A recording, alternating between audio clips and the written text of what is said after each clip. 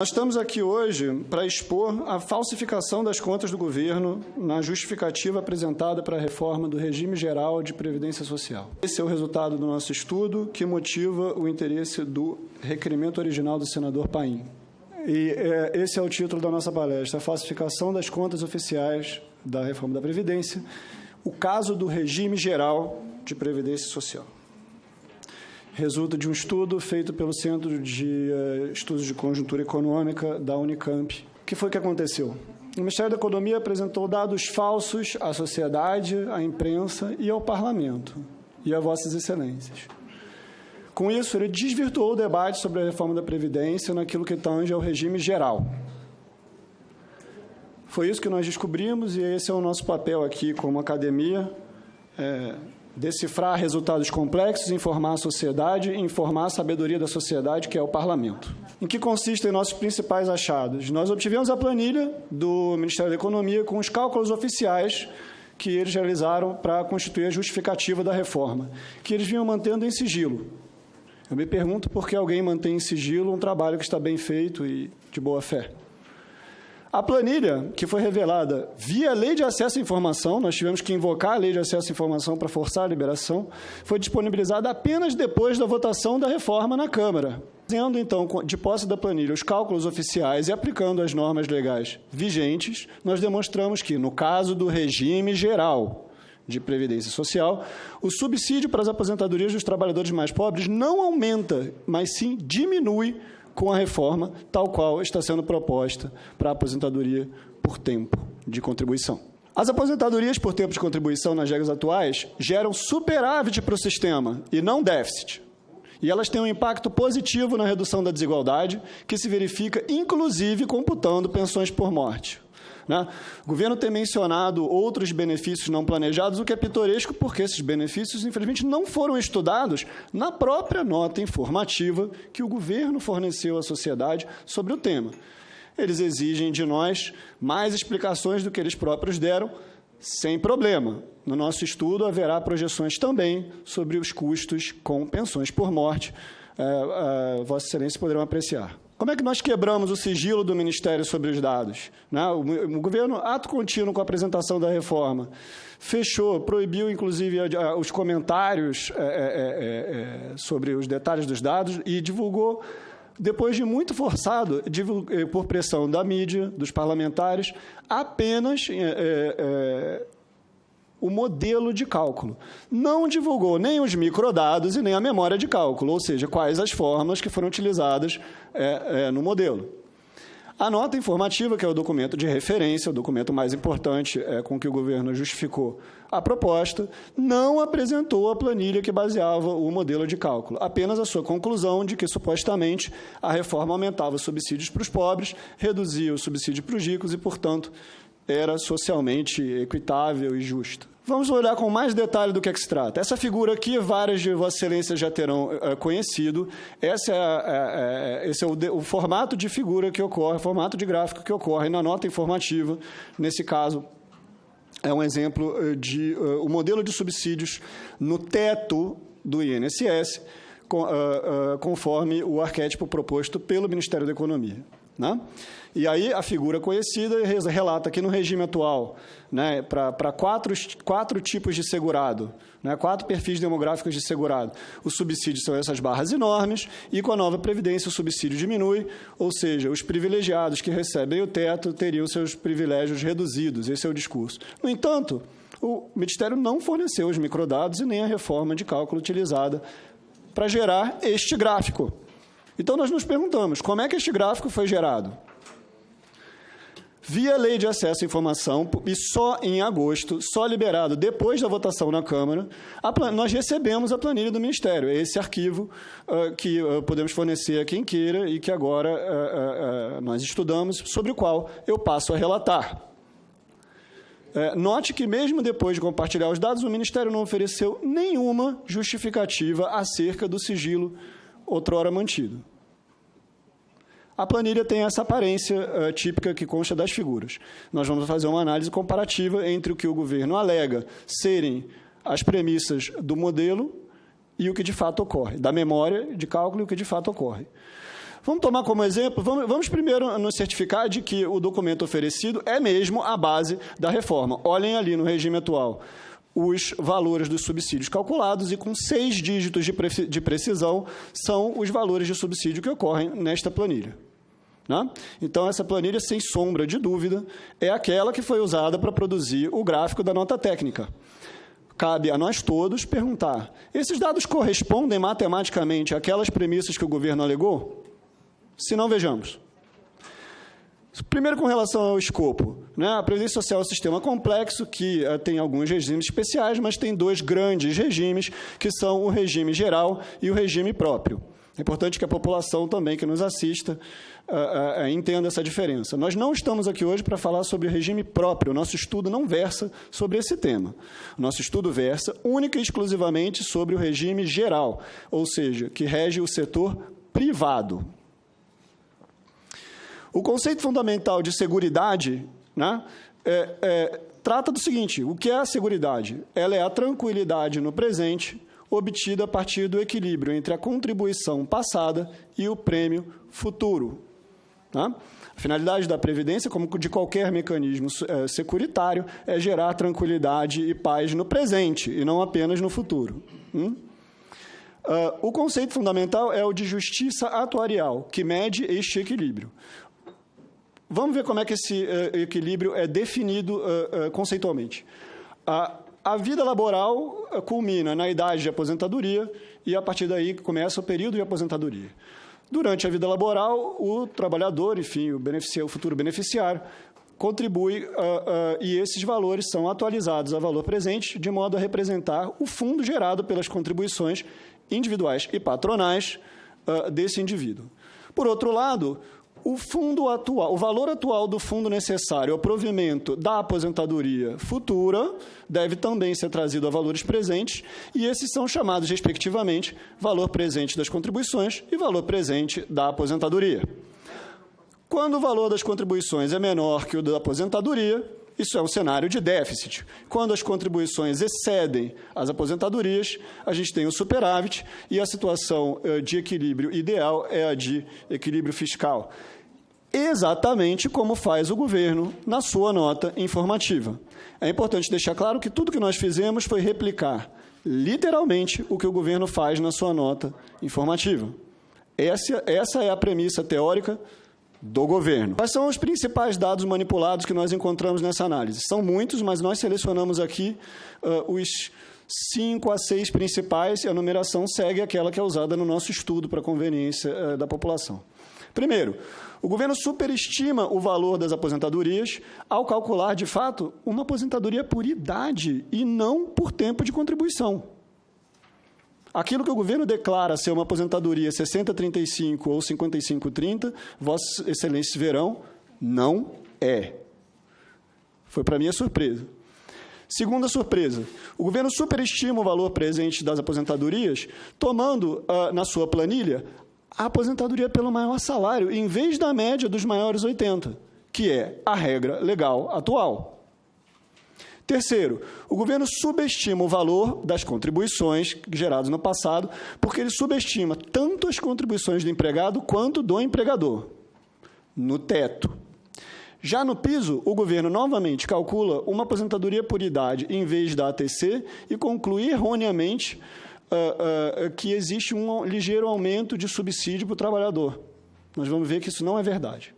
Por fim, o governo ignora totalmente a existência do fator previdenciário na planilha. O fator previdenciário não existe na memória de cálculo relevante para a aposentadoria por tempo de contribuição. Vamos ao detalhe. Primeiro, o governo alega calcular a aposentadoria por tempo de contribuição, mas, na verdade, calcula por idade, inventando um déficit da ATC que, na verdade, é da AI. Ora bem, vamos ver aqui com detalhe. Essa é a planilha que o governo utiliza para representar o beneficiário do teto, né? E ele simula, nos dados da nota do governo, uma aposentadoria 60-35 para o teto do regime geral, correspondente a uma renda média dessa categoria demográfica, que é de R$ 11.700. Esses são, portanto, os ricos dos ricos, segundo a caracterização do governo. Vamos ver como é que ele está representado? Vejam, Vossas Excelências, na planilha, que o cômputo começa em janeiro de 2006 e termina em 2030. Mas uma aposentadoria por tempo de contribuição requer 35 anos, e o intervalo aqui é de apenas 25. Aquilo que foi calculado não é uma aposentadoria por tempo de contribuição, no caso do teto. Simplesmente não é aquilo que a planilha computa. Simplesmente isso. Para minha surpresa, para minha perplexidade. No caso das mulheres é igual. O governo afirma calcular uma ATC 55,30 para a mesma faixa de renda, e o que se verifica é que o cômputo do governo vai de dezembro de 29 a dezembro de 54, de fato, de janeiro a dezembro, né? Perdão. São 25 anos, mas a ATC para mulheres é 30. Não é isso que está sendo computado. O governo alega calcular uma aposentadoria por tempo, mas o seu resultado da planilha é por idade. O subsídio que Vossas Excelências viram lá no começo é calculado para uma aposentadoria para a idade e não por tempo de contribuição. É chocante.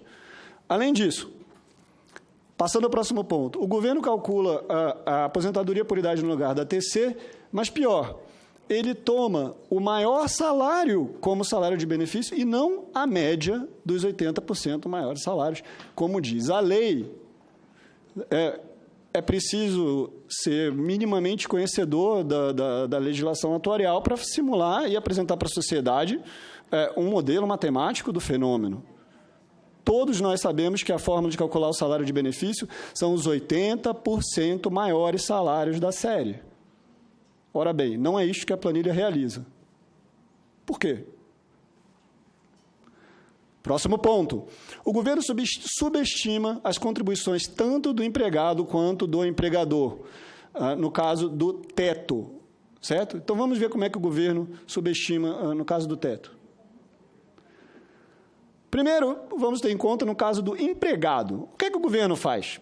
A gente sabe que a contribuição do empregado deve ser de 11%, nesse caso, para um trabalhador que ganha R$ 11.700, 770, deve ser de 11% sobre o teto, porque o trabalhador, nesse caso, ganha mais do que o teto. Só que o governo adota, sem nenhuma explicação, o valor de referência de 5 salários mínimos. O texto que vocês estão vendo na planilha é da própria planilha. Por que escolher o valor de 5 salários mínimos, que nos parâmetros utilizados em 2018, correspondia a 4.800 e poucos reais, o que é bem menor do que o teto de 5.645. Então, 11% de 5 salários mínimos vai ser bem menos do que 11% do teto. O valor correto seria computar 11% do teto, que é o que diz a lei. Mas, no caso das contribuições do empregador, a falsificação é muito pior. Eu fiquei perplexo, porque a planilha utilizada calcula os 20% de contribuição do empregador sobre os 5 salários mínimos, e não sobre a folha. É preciso ser um especialista em atuária para saber que a lei reza 20% sobre a folha. Notem que mais de R$ 6.000 de diferença entre o teto e o salário, de fato, simplesmente não são computados para a contrapartida do empregador. Próximo problema. Agora vamos olhar o piso. Aquele ali era o cenário do teto, né, dos ganhadores do teto. Agora vamos olhar o outro extremo, da população mais pobre, que recebe o piso de um salário mínimo. Nesse caso, a essa altura não é surpresa, o governo também calcula uma aposentadoria por idade ao invés de uma ATC, e, fazendo isso, ele subestima o subsídio concedido pela regra atual, assim dando a impressão que a regra nova aumenta o subsídio. Ele faz isso de duas maneiras. Vamos notar primeiro o seguinte: atualmente, não é preciso esperar a idade mínima para se aposentar com benefício integral no caso de quem ganha o piso. Então, simplesmente o que está sendo feito aqui é que o trabalhador vai ter que trabalhar muito mais anos para ganhar a mesma coisa. Como que isso é um aumento de subsídio? Fazer trabalhar mais para ter o mesmo benefício? É evidente que não. Os números não fecham. Só para dar uma ideia de grandeza, 20% das aposentadorias por tempo de contribuição hoje são de um salário mínimo. É 1/5 delas. Tá? O governo vai além, porque ele simula essa aposentadoria usando um tempo de contribuição de 20 anos. 20 anos não é nem o tempo de contribuição de uma ATC, nem é o mínimo atual, que é 15 anos, e nem é o tempo médio, que seria 19. Simplesmente não está claro de onde o governo tirou a escolha de simular TC igual a 20 anos, no caso dos trabalhadores mais pobres que ganham o piso. Nós pedimos esclarecimentos para dar oportunidade ao governo de se explicar, e já veio a público pelo menos uma vez em resposta a nós, e preferiu afirmar que nós estamos equivocados. Eu estou mostrando a planilha para Vossas Excelências e para a sociedade que nos assiste. Olhar uma planilha no detalhe. Vejam que, no caso dos ganhadores do piso, né, as contribuições começam em janeiro de 2010 e vão até dezembro de 29. Trata-se de um tempo de contribuição de 20 anos. Ora bem, o valor é de 35. O tempo de contribuição para uma ATC seria de 35, mas o governo simula 20. Por quê? Enfim, o fator previdenciário simplesmente não existe das simulações do governo. Se isso não é uma falta grave, eu não sei o que é. Vamos entender, sociedade, o que é o fator previdenciário? O fator previdenciário é um redutor das aposentadorias por tempo anteriores à idade mínima. Ou seja, ele diminui o benefício de quem se aposenta muito cedo, de maneira mais do que proporcional aos anos a mais de sobrevida efetiva. Ou seja, quem decide se aposentar mais cedo do que a idade está fazendo um acordo com a Previdência de receber, no total, menos. O fator previdenciário é um número, tipicamente entre 0 e 1, ele pode exceder 1, mas nos regimes que nos interessam, ele é menor do que 1 quando a idade de aposentadoria é menor do que 65 anos, ou, similarmente, na condição do 86 e 96, segundo caso relevante, né? O fator previdenciário se aproxima de 1 e, de fato, excede um pouco 1 nas condições de tempo de contribuição mínimas, e, a partir daí, ele excede o valor 1. Ou seja, quem se aposenta antes da idade tem um benefício muito reduzido. Esta é a fórmula matemática do fator previdenciário. Eu não vou cansar Vossa Excelência com os detalhes, mas as variáveis relevantes são o tempo de contribuição, a alíquota, a expectativa de sobrevida após a aposentadoria e a idade no momento da aposentadoria. Essas siglas são as que nós vamos utilizar. E, destrinchando essa fórmula matematicamente, um exercício de cálculo diferencial, é possível verificar sem dificuldade que, quando a idade de aposentadoria diminui, o fator previdenciário diminui. Ou seja, quanto mais cedo a pessoa se aposenta na ATC com fator previdenciário, menor, muito menor é o benefício. O que quer dizer muito menor? Quer dizer que, quando o indivíduo opta por esse modelo, ele está, de fato, fazendo um acordo que é matematicamente equivalente a receber o benefício integral, mas morrer mais cedo. Do ponto de vista matemático, é como se o indivíduo aceitasse morrer mais cedo. Ele tem uma estimativa de sobrevida efetiva reduzida pelo fator previdenciário. E o que é que o sistema faz com esses anos de sobrevida adicional aos quais o trabalhador renuncia? Ele redistribui. É gerado um superávit correspondente. Ou seja, o que é que diz essa fórmula?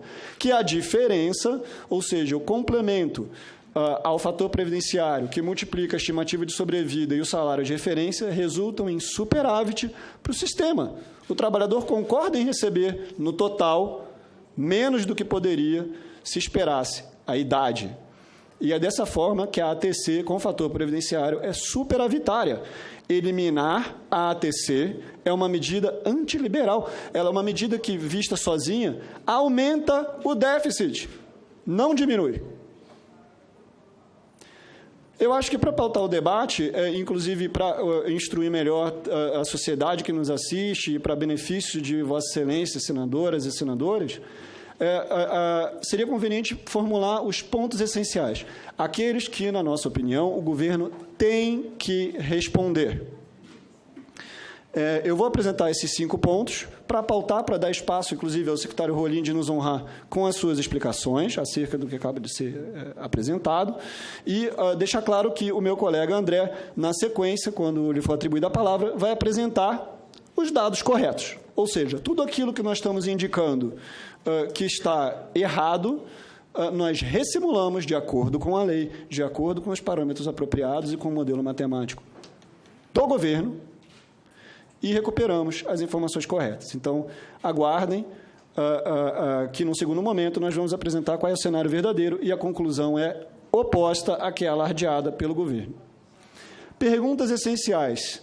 Secretário Rolim, por gentileza. Pergunta A.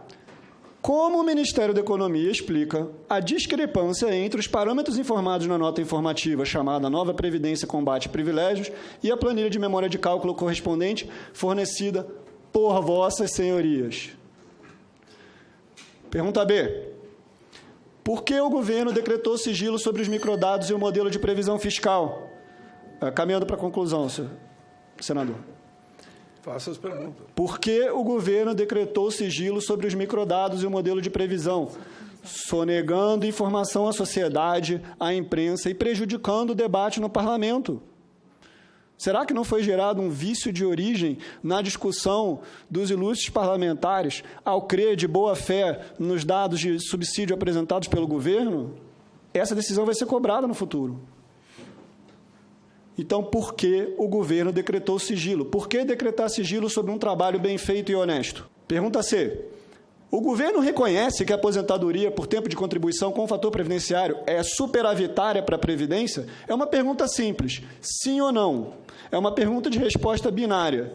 Se sim, agradeço. Se não, justifique. Pergunta D. Qual é o impacto fiscal em valores presentes da eliminação da ATC em favor de uma aposentadoria por idade maior no futuro? Vejam, ilustres, excelentes senadores, ao eliminar a ATC, essas pessoas vão continuar existindo. Elas vão esperar a idade e irão aposentar-se com um valor total maior. Então, a eliminação da aposentadoria por tempo de contribuição tem o seguinte efeito fiscal. Ela substitui um passivo hoje por um passivo maior amanhã. Nós não queremos, suponho, estar aqui dali a não sei quantas décadas rediscutindo uma reforma da Previdência porque essa bomba previdenciária criada pelo fim da ATC bateu. Muita atenção. Então, eu gostaria que o governo explicasse, já que é sua responsabilidade a proposta, qual é o impacto fiscal a valores presentes da eliminação da ATC em favor de uma AI que é necessariamente matematicamente maior. Isso é consequência da definição matemática do fator previdenciário. Concluindo, vou para a última pergunta. Essa pergunta é essencial porque ela aborda direto a situação dos trabalhadores mais pobres. Na nova Previdência, qual é a receita adicional correspondente aos trabalhadores que contribuirão por menos de 20 anos e morrerão sem se aposentar? Eles terão suas contribuições confiscadas e absolutamente não está claro como esse confisco será gerido. Haverá contingentes grandes de trabalhadores que jamais conseguirão aposentar-se antes da própria morte e terão, portanto, contribuído a vida toda em vão. Isto é beneficiar aos mais pobres? Isto é combater privilégios? Explique, por favor. Obrigado, senador Tasso. Então, permita-me somar a sua fé no servidor público. Absolutamente eu não estou questionando a índole deste ou daquele servidor, né? Eu estou dando oportunidade, eu estou revelando as conclusões do nosso estudo que indicam o seguinte: provavelmente quem fez a planilha fez de boa fé, tenho absoluta convicção de que quem fez de boa fé, a planilha está bem feita, é um bom trabalho, porém, a nota informativa, que não é um documento técnico, é um documento de natureza essencialmente política, não traduz o conteúdo da planilha. Quando nós falamos em falsificar os dados oficiais, absolutamente não estou sugerindo que, por favor, que o secretário Rolim tenha falsificado. Eu estou dizendo que nós estamos falsificando as contas oficiais. Esse é o título do nosso trabalho. Absolutamente não estou atribuindo a este ou aquele indivíduo um ato de falsificação. Aqui, a rigor, quem está falsificando determinada conta é o nosso estudo ao expor um erro. Então, me somo a Vossa Excelência na fé no servidor público, absolutamente de acordo com a sua preocupação.